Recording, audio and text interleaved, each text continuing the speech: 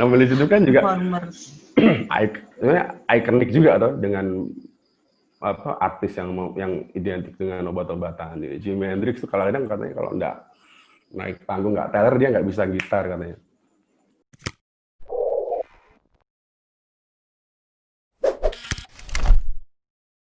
Brown Brown sugar tuh sugar itu istilah buat kokain tuh, putau kokain ya, heroin putau. gitu yang kelasnya kelas tinggi, istilahnya itu barang bagusnya di mereka tuh. Tapi mungkin di Kokain ya. dulu-dulu Kokain bukan sih itu istilahnya kokain. Kokain kalau itu di era 90-an sih itu untuk istilah brown sugar itu untuk istilah heroin, putau gitu kan. heroin. Oke. Itu di situ di Itu. liriknya tuh. Liriknya itu saya bentar, aku lupa. Liriknya itu di Brown Sugar tuh dia jelas-jelasan lebih lebih jelas nih daripada yang Beatles tadi. Dia bilang gini, Brown sugar, how come you taste so good? Kurang lebih kayak gitu. Aku lupa. Iya. Itu gila. Dia bilang kayak gitu. Terang-terangnya Mick Jagger tuh bilang, Brown sugar, how come you taste so good? Wow, bagaimana bisa kamu terasa enak sekali? Gitu. Kalau misalnya didengar remaja yang masih labil kayak gitu kan sangat berbahaya banget ya. Mungkin kalau yang anak-anak remaja masih labil dan rasa penasarannya nggak setinggi para pengguna remaja-remaja pengguna narkotika gitu ya, yang kenal drugs, itu sebenarnya nggak masuk juga istilahnya mereka ya udah begitu sekedar lirik gitu kan. Cuman Nggak pasti yang paham. sama-sama pengguna gitu ya, Pasti atau yang paham lah emang ya. anak-anak penasaran gitu, dia tahu ya, pengen tahu. Kayak semacam kode gitu ya, istilah ya gitu ya. Kode Misalnya, banyak kan. Kalau aku sih sekarang di Indonesia aja juga ada sih beberapa yang emang kode-kode gitu kan. Tapi ya itu tadi tuh aku bilang tuh berani banget ya. Tapi nggak semua orang tahu gitu, karena aku ngobrol juga kan sama beberapa penikmat ya ada di grup musik gitu kan. Dia bikin lagu kok gini banget ya. Coba kalau yang denger itu adalah orang yang pernah ngalami posisi seperti itu gitu kan langsung. aneh, tapi bukan distorsi akustik ya. Oh, bukan distorsi akustik, itu penuh ini kayaknya. Aku kapan-kapan pengen ngajakin distorsi akustik deh buat bahas lagu-lagu tekanan mental mereka. Mereka sedang Mereka tuh dalam tekanan. nggak tekanan mental, tekanan popularitas. Larinya ke sabun colek. Nanti videonya tayang mereka sangat protes. Indonesia tuh juga punya loh. Kita ngomong slang lah ya, yang gampang. Slang itu satu lagu dia yang terang-terangan itu tentang drugs itu kan itu yang album 7 tuh kayak nggak salah. Apa aja tuh? Popis Land Memories itu Popis kan. Land Memories. Popis Land itu kan daerah di lokasi di Bali ya. Daerah Bali kan. Popis Land. Kan di situ pernah dengerin lagunya sih? Pernah denger lagunya nggak? Enggak, lupa. Itu kan lagu-lagu yang nyebutin yang iya, tapi ya di daerah Kute itu Popis Land emang ya maksudnya kalau zaman-zaman slang high gitu juga daerah bebas banget sih. Di lagu itu kan dia sebutin nama-nama, di lagu itu kan dia sebutin nama-nama perempuan lah, kayak Patty. Oh iya. Gitu, ingat kan? Ingat. Konon itu kan cuma kode, nama-nama itu kode aja untuk jenis-jenis narkotika gitu loh. Album 7 kan mereka itu lagi parah-parahnya kan ya, setelah ditinggal sama BIP itu kan, Bongki Indra sama Pai. Bongki Indra sama Pai ya. Itu lagi parah-parahnya dan terus itu ada lagu itu Popis Land Memories itu. Nunjukin betapa memang narkotika itu sangat deket sama karir slang di awal-awal gitu. Nah, ini menurut Aji sendiri nih, banyak kan akhirnya orang nggak bohong juga sih, nggak memungkiri juga gitu kan ketika musisi itu jadi influencer gitu kan untuk sebuah gaya hidup. Akhirnya kan gaya hidupnya ini banyak juga yang meniru. Aku sendiri pernah sih punya pengalaman. Ya istilahnya korban, bukan korban gaya hidup ya, tapi karena ngelihat ini ikut idolnya. Iya, gitu. Istilahnya apa ya? Kok asik ya? Dan misalnya sebenarnya sih kalau buat alasan buat mabuk, buat drugs gitu bukan terus alasannya untuk mereka enggak, karena kita emang udah gitu duluan gitu. Tapi itu jadi tambah mempermanis suasana. Jadi ketika ada lagu-lagu favorit atau band-band favorit ketika emang di posisi kita lagi high atau lagi ngumpul gitu kan. Mm-mm. Itu menurut Aji sendiri tren kayak gitu ini nggak, maksudnya bakal dicontoh nggak sih sama banyak orang gitu yang emang tadinya nggak pakai drugs gitu? Apakah tren penggunaan drugsnya juga akan dicontoh gitu? Kalau emang di kalangan pengguna drugs sendiri kan emang udah make nih, udah emang udah apa ya, gaya hidupnya, udah lifestyle-nya udah pakai drugs, terus ketambahan dapat idola yang ternyata sama-sama nih pakai drugs, ternyata drugs choice-nya ini, ternyata itu jadi rasanya beda gitu kan, rasanya kayak wih gitu kan. Nah kalau buat yang teman-teman yang nggak pakai drugs gitu, ngefek nggak sih penilaian kalian itu, ngefek nggak dengan apa ya, misalnya ya itu tadi penggunaan drugsnya itu bakal jadi sesuatu yang bikin nggak usah lah, mending nggak usah ngidolain dia lah gitu. Sebenarnya kita juga nggak bisa, nggak fair lah ya kalau misalnya kita ngejudge kayak gitu ya. Kita nggak fair kalau misalnya kita menilai seorang seniman itu. Aku pernah bikin lempar tulisan sih di medsos. Ada nggak sih kalau misalnya seorang seniman itu dinilai juga dari kehidupan pribadinya gitu, atau cuma sekedar karyanya gitu. Banyak pro kontra di situ. Banyak kan mereka bilang rata-rata karya itu mencerminkan orangnya gitu loh. Kayak gitu. Jadi kalau misalnya karyanya bagus kayak apapun, tapi kalau kehidupan personal senimannya jelek, ya tetap nggak bisa diterima gitu. Cuma banyak juga yang pro dalam artian kita nggak bisa gitu menyatukan kehidupan personal seseorang dengan karya-karyanya. Karya tetap karya. Karya itu ibaratnya seorang anak yang lahir, yang dia punya nasib, punya istilahnya, punya anunya sendiri gitu loh, punya tanggung jawabnya sendiri gitu loh. Karena karya itu kan meskipun musisinya udah nggak ada, karyanya masih ada. Masih gitu. ada. Kalau misalnya suatu saat misalnya kita misalnya contoh kayak Kurt Cobain lah misalnya, dia udah nggak ada tapi karya-karyanya masih ada, terus orang cover lagu-lagunya dia gitu, apakah tetap kita akan melihat lagu-lagunya dia itu dulu dia ini loh, dia junkies, dia suicide dan sebagainya? Kan nggak kayak gitu juga, nggak fair lah menurutku. Aku pribadi tuh dulu ada satu periode di mana aku butuh kayak gitu loh untuk berkarya. Jadi kalau nggak teler, nggak bisa alkohol nulis. Kan? Ya, gitu. Iya, emang alkohol sama drugs itu yang bikin mereka jahat itu sebenarnya bukan alkohol atau drugsnya, bukan substansnya, undang-undangnya yang bikin mereka jadi jahat. Bisa jadi. Yang bikin mereka jadi musuh nih. Yang aku bilang tadi, yang sebenarnya di tahun 2000 ke atas itu kayak penggunaan narkoba di kalangan seniman tuh kayak mungkin seiring awareness ya, orang semakin aware tentang pemakaian narkoba gitu, terus juga edukasinya juga kayak semakin masif gitu. Edukasinya jalan, hukumnya juga makin kejam. Sekarang kalau orang yang kalau misalnya dulu istilah orang pakai narkoba di kalangan seniman tuh orang udah biasa, orang maklum lah ya, mafhum gitu ya. Tapi kalau sekarang itu kalau tahun 2000 ke atas tuh kalau orang musisi memakai narkoba tuh akan disebut oknum gitu loh.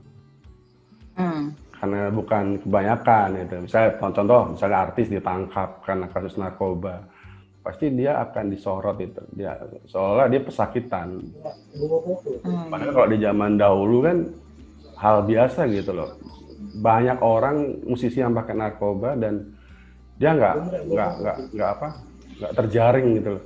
Tapi mungkin karena gini, kalau itu aku bisa cerita sedikit. Zaman dulu itu sebelum dicanangkan di Amerika War on Drugs gitu kan, undang-undangnya juga beda. Terus regulasi alkohol itu kan sebelumnya alkohol juga nggak, maksudnya kalau bahkan sekarang di undang-undangnya di Amerika kan ada tes napas juga tuh, kalau kadar alkoholnya berlebih di jalan ada rahasia, kena juga hukuman kan. Iya, maksudnya di Indonesia pun juga perkembangannya juga ada undang-undang narkotika itu sejak tahun 99. Mungkin era-era sebelum itu memang sebelumnya sudah ada dan mungkin berlanjut ke sama aja gitu kan sekarang. Cuman karena kenapa sekarang jadi kita lihat mungkin banyak yang ditangkap ya kok dari kalangan musisi, kalangan seniman lah gitu. Jadi banyak yang bermasalah dengan hukum karena penggunaan drugs ya, karena memang undang-undangnya udah ada gitu. Kalau dulu mah aku SMP gitu aja masih, maksudnya istilahnya karena undang-undangnya belum seperti sekarang gitu kan. Orang Itu pakai bisa. itu biasa ya. Iya.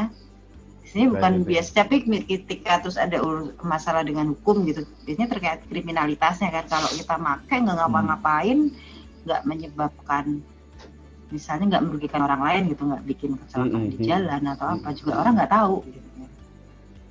Tapi sekarang itu emang udah jadi komoditi sih, apalagi musisi gitu kan, yang dari sejarahnya itu seniman, musisi gitu, dari sejarahnya public figure. mungkin ya aparat kan juga baca-baca nih gitu kan. Oh ini kayak gini nih, ini kayak gini nih, siapa tahu nih ya, oh punya tato ini nih, simbolik gitu ya, dia diawasin gitu. Sebenarnya kayak musisi itu kan sebenarnya cuma sekedar kayak umpan aja kan. Si penegak hukum itu kan sebenarnya cari kayak bandarnya gitu lewat si artis-artis itu. Harusnya, ya semoga. Aktor intelektualnya gitu. Toh meskipun apapun profesinya, meskipun mereka musisi, seniman gitu kan, selebritis juga gitu, kalau emang dia pakai dan dia nggak jualan kan dia juga korban gitu kan. Iya makanya selama dia cuma user nggak masalah ya.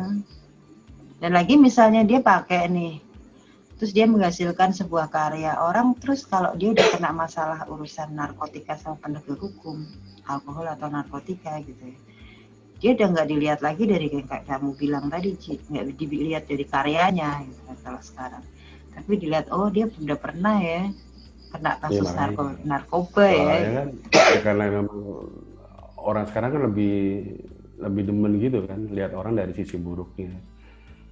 Kerasukan Butejo gitu lah. Aku belum nonton itu, masih tak simpan penasaran Butejo itu. Katanya ada mirip banget sama ya Indonesia ya, orang-orangnya kayak gitu kan. Tapi kalau kamu bilang tadi misalnya orang sekarang tetap mengingat isi gelap seorang artis yang udah nggak ada itu, contoh di Indonesia tuh kayak misalnya yang kita bahas kemarin tuh Nika Ardila. Nika Ardila, Rian Hidayat, Galang ya kan. Dia sepertinya orang yang digaung-gaungkan itu yang cukup kenapa sih mabok ya, karena kecelakaan gitu kan, Nika Ardila misalnya. Tapi seiring waktu kan sebenarnya orang Indonesia cukup memaafkan kan. Istilah sisi gelap dari Nika Ardila, Rian Hidayat, siapa lagi? Galang Rambu Anarki itu tadi. Orang nggak mengingat itu sebagai oh dulu. Kalau aku sih, kalau dari aku ngobrolan sama temen itu, mereka asik-asik aja gitu dengan lagunya Nika Ardila, apa nonton filmnya Rian Hidayat itu loh. Mereka lupa kalau dulu bahkan si Nika Ardila tuh meninggal juga karena gosipnya kan karena mabokan LR itu. LR, kecelakaan ini. Masih muda ya. Ngomong masih muda ini itu yang kita tadi bahas nih, yang klub 27 ini. Klub 27 klub. 27. Aku tuh dulu pernah terobsesi loh. Usia 26 itu. Sama. Udah lewat, udah nggak keren lagi. Nah, udah nggak pengen nggak pengen suicide, udah nggak musim, udah lewat 27. Itu menurutmu itu relate nggak sih orang-orang yang ada di klub itu? Kalau beberapa yang aku baca sih, maksudnya kayak Janis Joplin, ada sisi kliniknya nggak itu? Sisi kliniknya ada. Mereka sama-sama pakai drugs. Klinik, sesuatu yang kesenangannya tidak bisa dilihat, tapi hanya bisa diyakini. Siapa sih itu yang terkenal? Cobain ya? Cobain, Janis Joplin. Siapa lagi? Itu siapa yang baru-baru itu? Jim Morrison. Amy Winehouse. Amy Winehouse itu juga yang paling baru dia. Yang paling baru. Brian Jones, gitarisnya Rolling Stone sebelum Keith Richards itu. Iya. Itu juga. Kayaknya udah tercatat, aku pernah baca tuh tercatat sebelum Amy Winehouse itu udah ada 9 orang apa ya? Aku pernah baca sih, umur segitu tuh emang umur rawan lah, umur yang labil gitu. Misalnya kayak masa transisi dari. Gimana nih kalau dari pengamat dunia ini, Anda seniman juga penulis gitu kan? Jadi banyak link ya, banyak teman, banyak info dari dunia teman-teman yang seniman atau apa gitu. Maksudnya dari sisi psychological gitu, sisi psikologisnya itu kalau di usia-usia segitu dengan gaya hidup drugs dan popularitas yang tinggi gitu, ngefek nggak sih ke tadi yang dibilang masa-masa rawan itu, rawannya ada hubungannya sama itu nggak? Jadi sebenarnya kayak kalau misalnya mereka tidak sekelilingi popularitas, aku pikir mereka nggak akan ada di klub 27 itu kan. Ya. Pemakaian drugs yang aku bilang tadi itu kan sebenarnya escape aja buat mereka untuk lari dari popularitas yang datang tiba-tiba, terus kayak perlakuan fans yang terlalu berlebihan kayak gitu. Jadi mungkin di usia-usia segitu, usia 27 kan apa ya? Nah, aku usia 27 tuh gimana ya, kayak orang masih istilahnya usia-usia terakhir kita mencari jati diri nggak sih sebenarnya? Menjelang usia 27 masih caur juga sih. Itu kayak karakter sampai sekarang juga masih gitu. Orang yang masih berkepala dua tuh kayak masih santai gitu.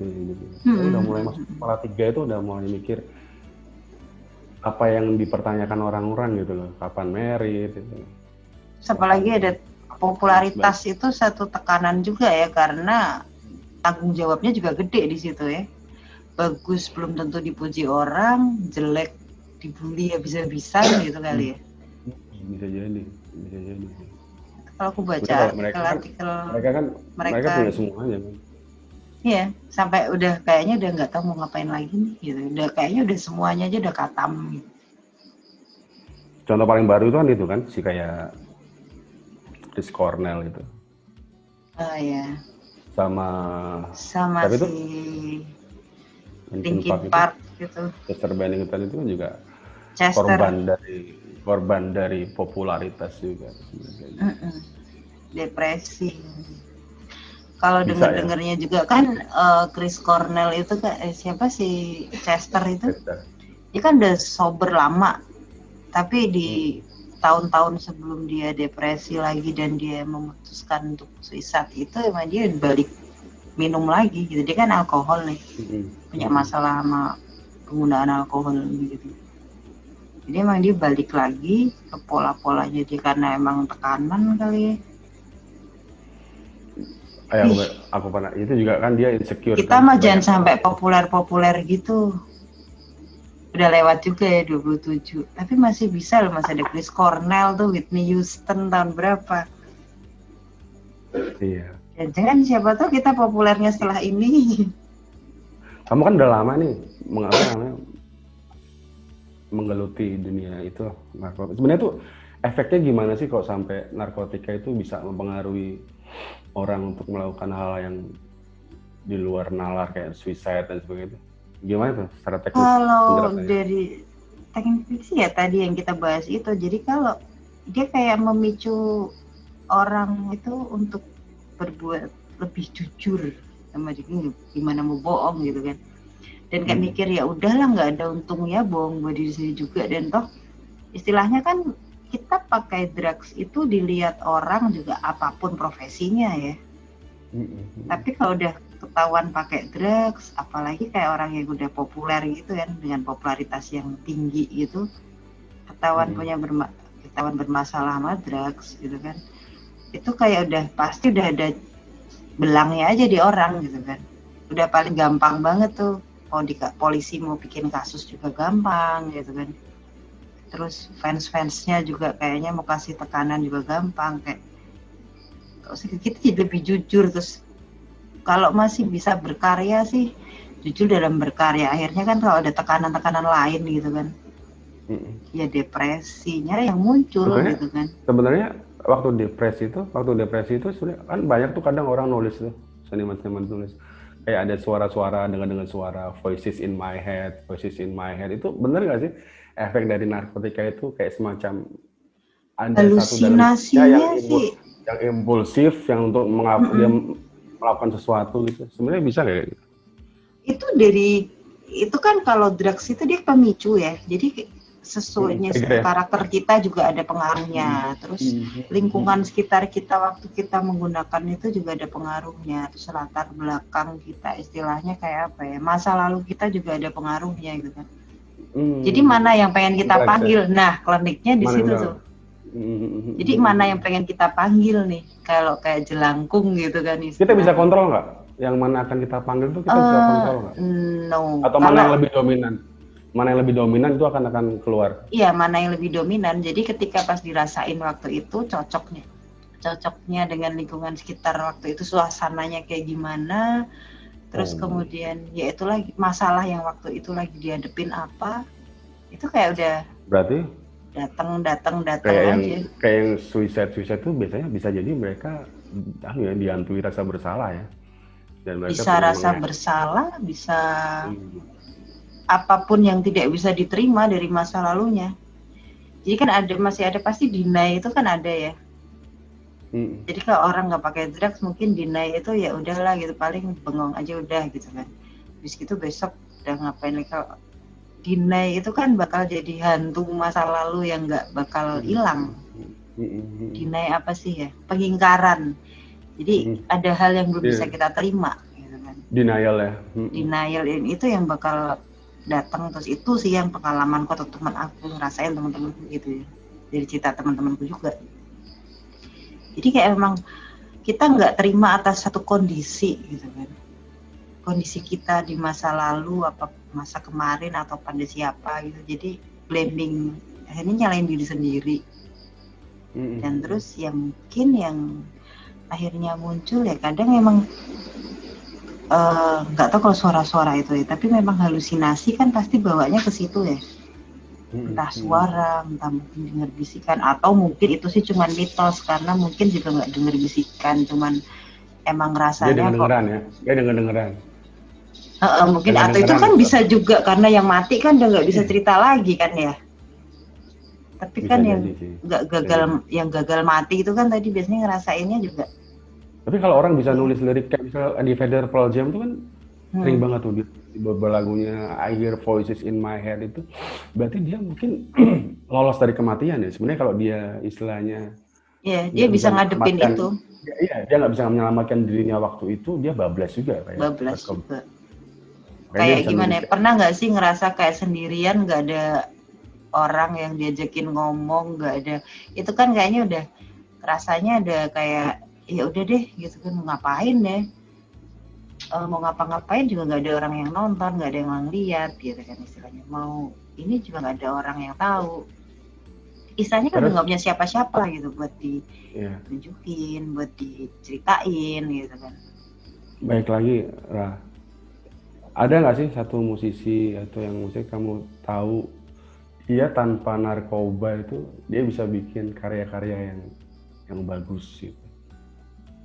Kalau Aji sendiri ya lebih banyak musisi pakai narkoba bikin karya-karya bagus ya. Siapa ya? Titiek Puspa. Sebenarnya kalau alkohol tuh bisa bikin halusinasi nggak sih? Misalnya bikin booster orang lebih kreatif nggak sih? Kalau alkohol gitu. Alkohol sih. Kalau kamu sendiri gimana? Kalau alkohol sih kalau emang udah overdosis gitu kan kebanyakan ya. Dia akan jujur. Lebih banyak. Iya, kalau masih bisa ngomong ya. Tapi kalau udah nggak bisa ngomong tapi nggak halusinasi, Ra. Nggak ada yang ngebantu dia untuk dia lebih pintar gitu. Nggak ada. Yang ada malah dia jadi bego tidur. Bego ya makanya. Kalau enggak ya ngawur. Kalau emang kebanyakan gitu kan biasanya kalau belum tidur ya ngawur dulu, ngapain. Ya tergantung orangnya lagi kan. Sebenarnya kan tergantung karakter orangnya juga. Jadi banyak faktor sih sebenarnya. Ya nggak sih? Kalau menurutku sih band besar yang mungkin lumayan bersih dan dia bikin karya yang bagus itu si Bono sih, YouTube sih. YouTube. Ya, dia cukup dari sehat awal sih. album kan, dari awal dia bahkan lagu dia yang Bad itu, album Oktober itu kan tentang drugs. Jadi ada temennya yang meninggal karena drugs. Dan si Bono itu di kesedihan dia bikin lagu Bad itu, Bad. F Itu lagu B bagus, E coba T kamu H cek. itu ya, bad. BAD, BAD, Oh BAD, BAD. Bad. Bad itu siapa Coba ya? cek di, Udah lama coba lagi. cek di itu lagu bagus banget tentang drugs. Dan ya aku kira itu ya kayak YouTube ya, kayak yang mungkin band besar yang dia bisa Band bikin besar ya. karya-karya bagus tanpa, kita ngomong band besar ya.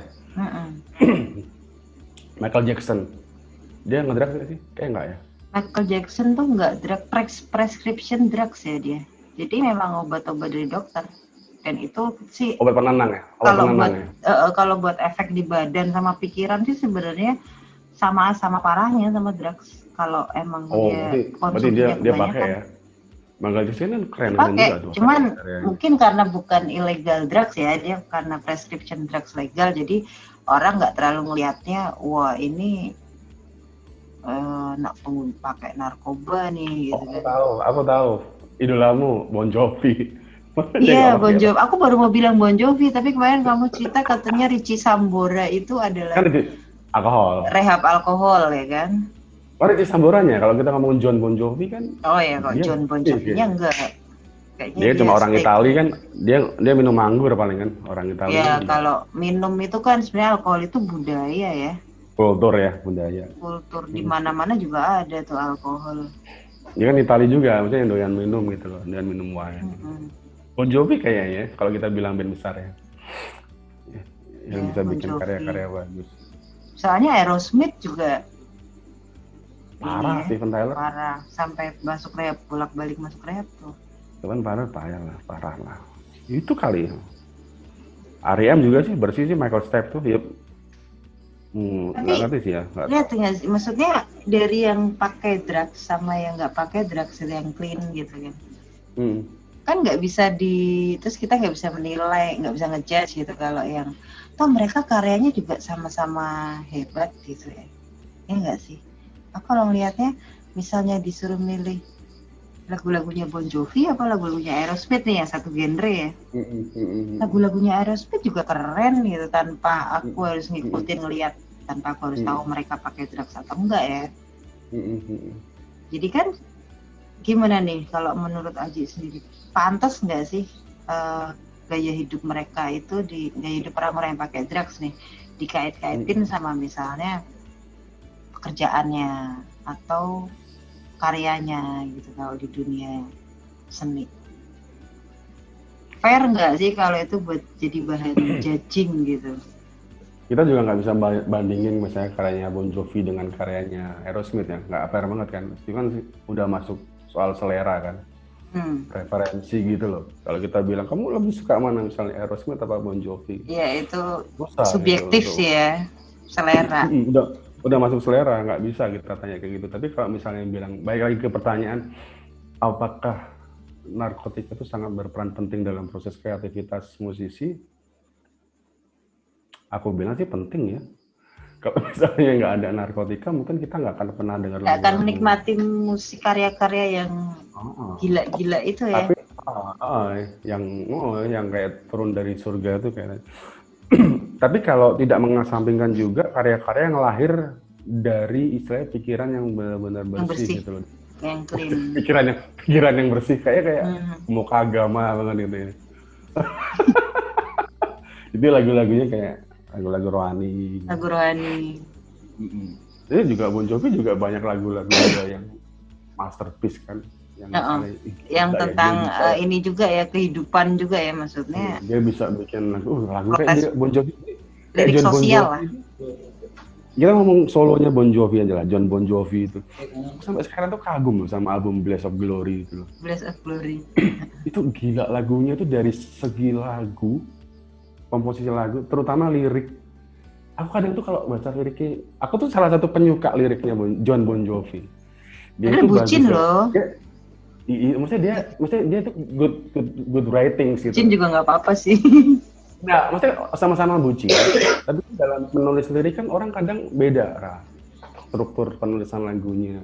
Kalau kamu perhatikan, misalnya kayak Bon Jovi sama misalnya taruhlah band hard rock yang seangkatan dia siapa misalnya, Skid Row, White Lion gitu.